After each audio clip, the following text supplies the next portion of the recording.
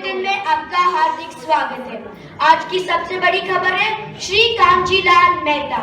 पूरी दुनिया में क्रांति मचाने वाले कांजीलाल मेहता की आज खुद के लाइफ में क्रांति बन चुकी है। उनकी धर्मपत्नी श्रीमती सुशीला देवी का कल देर रात तीर्थ यात्रा जाने के समय एक्सीडेंट हो गया। जी हाँ दर्शकों, आप सही सुन रहे हैं, तीर्थ यात्रा जाने के समय एक्सीडेंट हो गया। सूत्रों के अनुसार यह खबर मिली है कि उनकी हालत बहुत गंभीर है, वे आज कोमा में हैं। इन सब से कांजी भाई के ऊपर बहुत गहरा असर पड़ा है, वह पूरी तरह से टूट चुके हैं। इस पूरी दुर्घटना में भगवान को दोषी ठहराते हुए उन्होंने पुनः भगवान तथा सारे धार्मिक प्रतिनिधियों को कानून के कटघरे में लाकर खड़ा कर दिया है। कांजी भाई की प्रतिक्रिया जाने पर हमें यह भी पता चला है कि वह धर्म यह शब्द ही भारतीय संविधान से हटा देना चाहते हैं। जी हाँ दर्शकों, अब मुकाबला है, या तो इस देश में कांजी भाई रहेंगे या तो धर्म। पर सबसे बड़ा सवाल यह है कि कांजी भाई की दलीलों का उत्तर देने के लिए कौन आएगा। आइए आपको देखा हाल जानने के लिए मेरे साथ बैंगलोर हाईकोर्ट, जहां इस केस की सुनवाई होगी। मैं रिपोर्टर हरिति मेहता, कैमरामैन कलश के साथ। कल तक।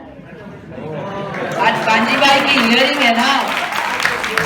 आज कांजी भाई क्या जादू करेंगे? लगता है आज पूरा गुस्सा निकालेंगे। उनके सामने तो बड़ी बड़ी स्वामी आने से डर रहे हैं।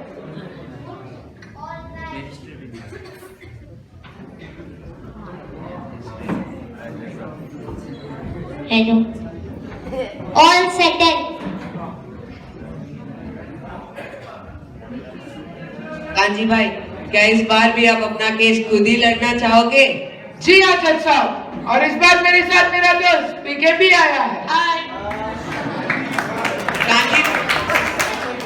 कांजी भाई के दलीलों का उत्तर देने के लिए कोई उपस्थित न होने के कारण कोर्ट ने एक सरकारी वकील की नियुक्ति की है। कोर्ट की कार्रवाई शुरू की जाए। जज साहब, भारत में कुछ चीजें कभी नहीं बदलेगी। आज भी भगवान और उनके नाम पर हो रहे धंधे वैसे ही चल रहे हैं। आज भी तकरीबन चीजें वैसे ही चल रही है। पत्थरों को आज भी पूजा जा रहा है।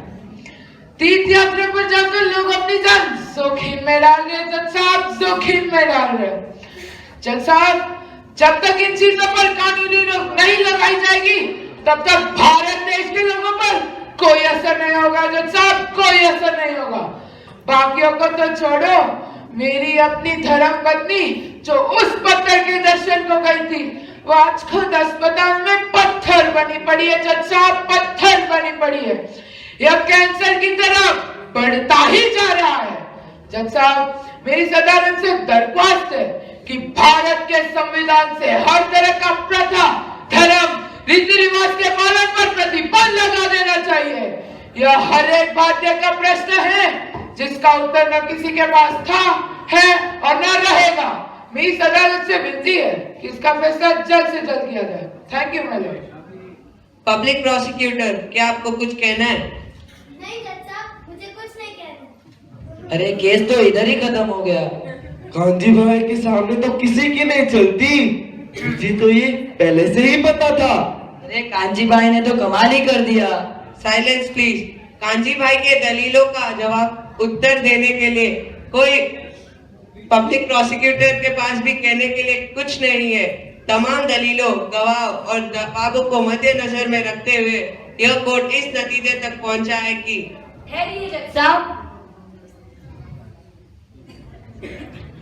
कांजी भाई के बिछाए गए अंधकार को मिटाने के लिए शास्त्र की एक ही किरण काफी है।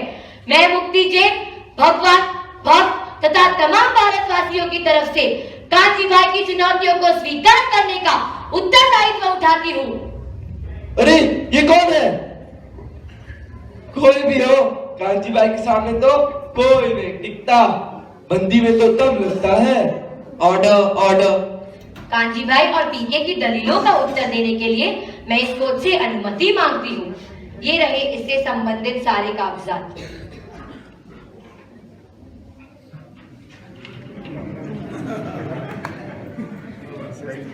You may now proceed. Thank you जज साहब। सर्वप्रथम मैं कांजी भाई और पीके का धन्यवाद देना चाहूंगी कि उन्होंने बड़ी सफाई से भगवान, धर्म तथा अन्य गंभीर विषयों पर इतने महत्वपूर्ण प्रश्न उठाए हैं। निश्चित ही इन्होंने सोती हुई जनता को जगाया है, पर इन प्रश्नों का हुआ क्या? इन अनुत्तरित प्रश्नों ने न जाने कितने ही भारतीयों में भगवान, संस्कृति और उन पर उनकी आस्था का गला घोट दिया है। और आज इसी की वजह से हर एक भारतीय के हृदय में एक ऐसा ही गांधी भाई पैदा हो गया है। अरे ओ आस्था चैनल, बहुत ही अच्छा प्रवचन दिया तुमने। तुम्हारी हिम्मत की तो मैं दाद देता हूँ, लेकिन ये कोई भजन मंडली नहीं जहाँ सब तुम्हारी ताल में ताल मिलाएंगे। यह कोर्ट है, कोर्ट। शब्दों के कीचड़ की होली खेलने में मुझे भी कोई दिलचस्पी नहीं है कांजी भाई, और तुम्हारी बचकानी हरकतों की शोभा वो तो कॉमेडी सर्कस ही बनाएगी। Order, order, please maintain the dignity of the court. मैं तो यहाँ तुम्हारे अज्ञान के चैनल को बंद करके ज्ञान के दर्शन का चैनल खोलने आई हूँ। But now let's come to the main point. एक बात बताओ, भगवान तो सब जगह है ना? तो फिर मंदिर में जाकर उन मूर्तियों को पूछने की क्या आवश्यकता है? कांजी भाई, भगवान तो सब जगह है ना, तो फिर मंदिर में क्यों नहीं? यू मीन टू से भगवान सब जगह है पर मंदिर में नहीं? अजीब बेवकूफी है। कांजी भाई, एक बात बताइए, आप पानी तो पीते हो ना? हाँ, पीता हूँ। अरे अरे, हम भी पानी पीते हैं। चुप रहो पीके। कांजी भाई, तो आप पानी किस में पीते हो? किस में पीता हूँ मतलब? मेरा मतलब है कि आप पानी किस में पीते हो? अरे भाई, जैसे आपने पिया, ग्लास में। कांजी भाई, ग्लास में ही पानी क्यों पीते हो? पानी तो सब जगह है ना। वही हाइड्रोजन, वही ऑक्सीजन तो हवा में भी है। तो फिर आप हवा में से ऐसे करके पानी क्यों नहीं पीते? माय लॉर्ड, ये कोर्ट में क्या पागल जैसे बातें हो रही है? भला कोई हवा में से ऐसे पानी कैसे पी सकता है? एग्जैक्टली कांजी भाई, एग्जैक्टली। जैसे पानी सब जगह होता है, परंतु उसे पीने के लिए ग्लास की आवश्यकता होती है, उसी प्रकार से भगवान सब जगह है, परंतु उन्हें मूर्ति रूप में सहजता से एवं शांति से पूजा भी जा सकता है। इसका मतलब है कि हम रास्ते पर खड़े किसी भी पत्थर को पूज सकते हैं। अरे वही तो हम कह रहे हैं, एक पत्थर लो, ठीक है, और वही क्या? अरे पीके जाओ ना, मैं बोलने वाला हूँ, जाओ। अरे ठीक है, जाओ। कांजी भाई, एक बात बताइए, सुना है आपके पास काफी पैसा आया है, 1000 का नोट तो दीजिए। माय लॉर्ड, ये कोर्ट में क्या चल रहा है? कांजी भाई दे दीजिए, मैं आपको वापस कर दूंगी।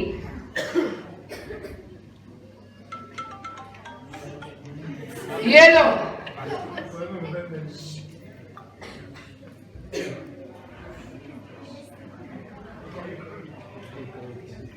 कांजी भाई, ये लीजिए आपके 1000 का नोट। अरे भाई, ये क्या है? क्या तू पागल हो गया है? कांजी भाई, आप मेरे नोट को ऐसे क्यों देख रहे हो? ये तो आपके नोट से भी बड़ा है, पूरे A4 साइज का है। अरे भैया रुको, अभी मेरे को भी बोलना है, फिर ताली बजाना। ये नोट, इसकी कोई वैल्यू है क्या? ये गवर्नमेंट से ऑथराइज है? अरे ये कोई लेगा नोट? अरे भैया आप लोगे नोट? अरे कोई लेगा? Point to be noted my Lord. Kanji भाई, जिस तरह अरे हमें दो कांजी भाई, जिस तरह आप किसी भी पेपर के टुकड़े को पैसा नहीं मानते, उसी प्रकार हम भी रास्ते पर पड़े किसी भी पत्थर को भगवान नहीं मानते।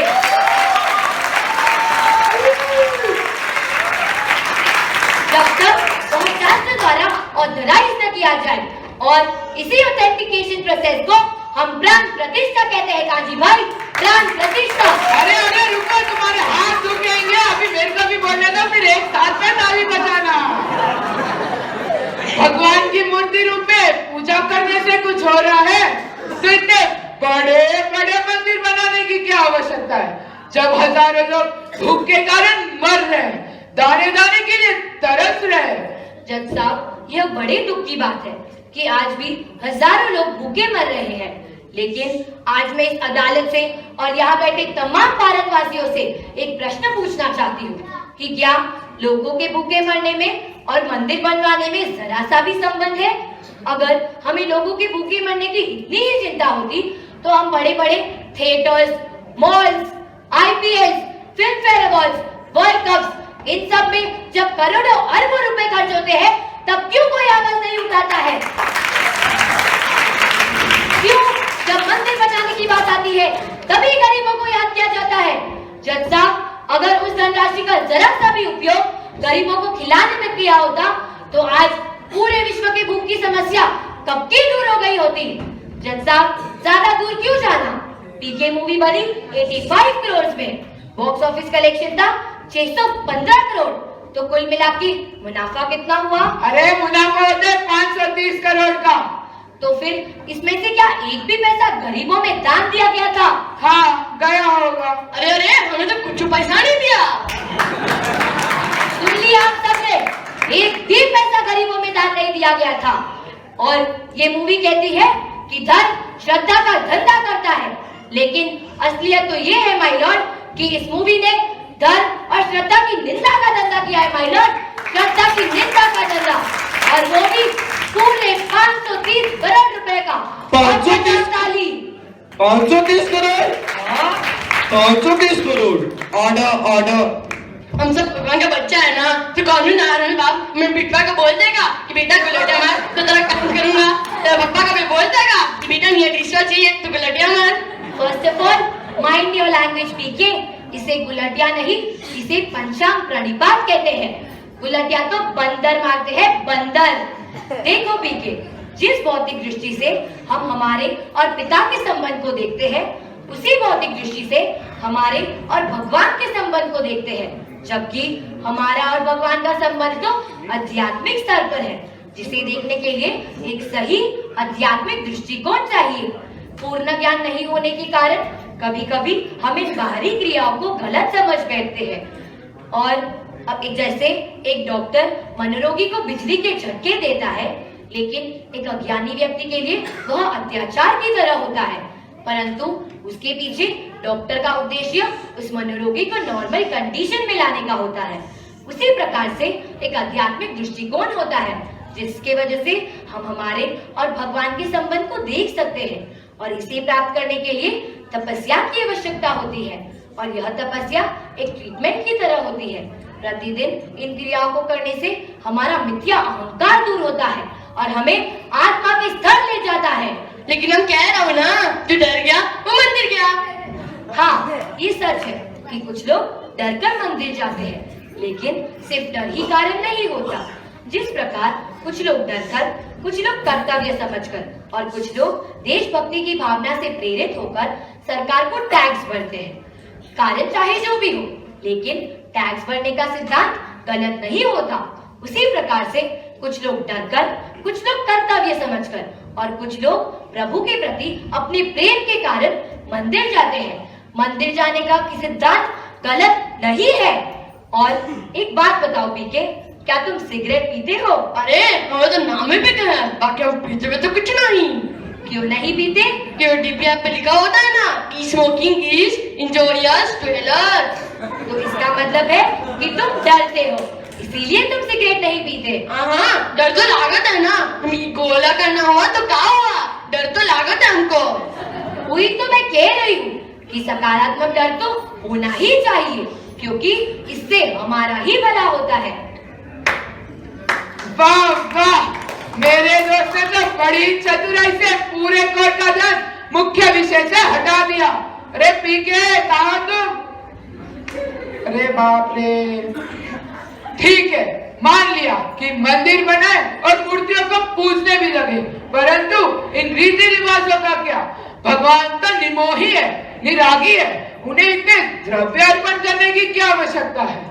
इन रीति रिवाजों की क्या जरूरत है? भगवान को पूजने के लिए तो केवल उत्तम भाव ही काफी है। कांजी भाई, जिस प्रकार से हमारे जीवन में कुछ ऐसे व्यक्ति, रिश्तेदार और दोस्त होते हैं जिन्हें हम विशेष प्रेम करते हैं और हमारे प्रेम को प्रकट करने के लिए हम उन्हें गिफ्ट देते हैं, उसी प्रकार से द्रव्य अर्पण करने की क्रिया हमारे प्रभु के प्रति रहे हुए भावों से जुड़ी है। इसका उद्देश्य हमारे कर्म को क्षय करना और हमारे प्रभु के प्रति रहे हुए भावों को व्यक्त करना है।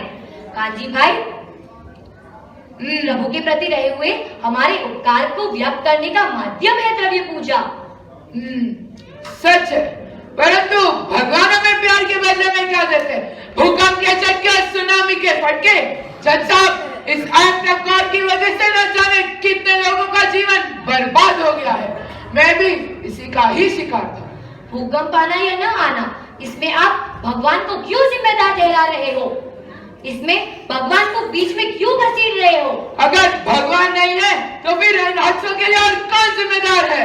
बताओ, कौन जिम्मेदार है? कांजी भाई, एक बात बताइए, अगर आप एक बिजली की वायर को छू लेते हैं और अगर उससे आपको करंट लग जाए तो क्या आप कर्नाटका इलेक्ट्रिसिटी बोर्ड को जिम्मेदार ठहराओगे?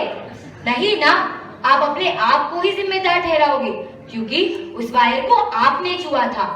उसी प्रकार से आपके जीवन में चाहे जितनी भी घटना घटती हो, उसके जिम्मेदार आप खुद होते हो, भगवान नहीं। और जिस प्रकार से अगर रात को आइसक्रीम खाई और सुबह जुकाम हुआ तो इस स्थिति में परिणाम कुछ घंटों बाद आता है, और अगर कोई चॉकलेट खाए और उसके दांत सड़ जाए तो इस स्थिति में परिणाम कुछ महीनों बाद आता है, और अगर एक व्यक्ति भारी मात्रा में सिगरेट पिए और उसे लंग कैंसर हो जाए तो इस स्थिति में भी परिणाम कुछ वर्षों बाद आता है। उसी प्रकार से कुछ कर्म ऐसे भी होते हैं जिनका भुगतान हमें कुछ जन्मों के पश्चात करना पड़ता है। अगर कोई व्यक्ति दुख में हो तो वो अपने कर्मों का भुगतान ही कर रहा है। ओह माय गॉड, हमारा दिमाग तो पूरी तरह से लुल्ली हुई जाता। तो ये बात है सचरवा, हमारी खोपड़िया में तो सारे रंग नंबरवा डिलीट ही हो गए, अब जाके लगा एक नंबरवा। अरे तुमने सुना? पीके बोलो ओ माय गॉड। अब इसका कभी भी रॉन्ग नंबर नहीं लगेगा। ना ई गोले पे ना वो गोले पे। Order order. कर्म के ज्ञान को इतने सुंदर रूप से समझाने के लिए आपका धन्यवाद, परंतु सब समझने पर भी मेरा दिमाग एक ही प्रश्न पूछ रहा है कि ये सब मेरे साथ ही क्यों हुआ? हौसला रखिए कांजी भाई, हौसला रखिए। मैं आपकी भावनाओं को समझ सकती हूँ, लेकिन वो कहावत है ना, दुख में सुमिरन सब करे, सुख में करे न कोई। जो सुख में सुमिरन करे तो दुख काहे को है। अर्थात हमें भगवान पर अपनी अटूट निष्ठा हर समय रखनी चाहिए, ना कि केवल दुख में, और हो सके तो भगवान की बताए गए मार्ग पर, यानी संयम जल्द से जल्द धारण करना चाहिए। My Lord, I now rest my case. Thank you. तमाम सबूतों, गवाह और दलीलों को मद्देनजर में रखते हुए यह कोर्ट इस नतीजे तक पहुंचा है कि मुक्ति जैसे सच्चे भक्त आज भी मौजूद है। धर्म वो धागा है जो मनुष्य और भगवान को जोड़ता है, इसलिए मनुष्य और धर्म को जुटलाया नहीं जा सकता। धर्म तो हमें मानसिक ज्ञान तथा जीवन पर सही मार्ग पर चलने की प्रेरणा देती है। इसलिए कांजी भाई का यह केस खारिज किया जाता है। The case is now close.